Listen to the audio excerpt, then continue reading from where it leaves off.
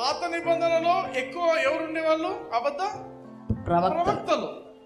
కొత్త నిబంధనలో బోధకులు.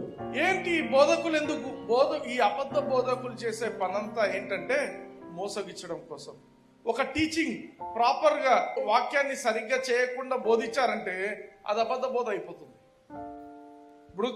ఇప్పుడు మీకు నేను ప్రిపేర్ అయ్యి వచ్చి చెప్పాలంటే I should do some work, దాని మీద పని చేసుకొని వచ్చి బోధించాలి. ఇది బోధ. అర్థమవుతుందా? లైన్ బై లైన్ మనం చదువుకుంటూ చేస్తే అది బోధ అవుతుంది. ఈ అబద్ధ బోధకులు ఏం చేస్తారంటే అంతా చెప్పిపోయిన తర్వాత పక్క నుంచి వచ్చి ఇదంతా అబద్ధంలే, వాళ్ళేం పెద్ద బోధించరు. వాళ్ళు ఏం చేస్తారంట, భిన్నాభిప్రాయం, చూడండి, నాశనకరమగు భిన్నాభిప్రాయాలను రహస్యంగా బోధిస్తారు. వాళ్ళు మీలోనే కూర్చొని ఉంటారు, మీలోనే ఇప్పుడేమో భలే చెప్తున్నాడు బ్రదర్, బాగుంది.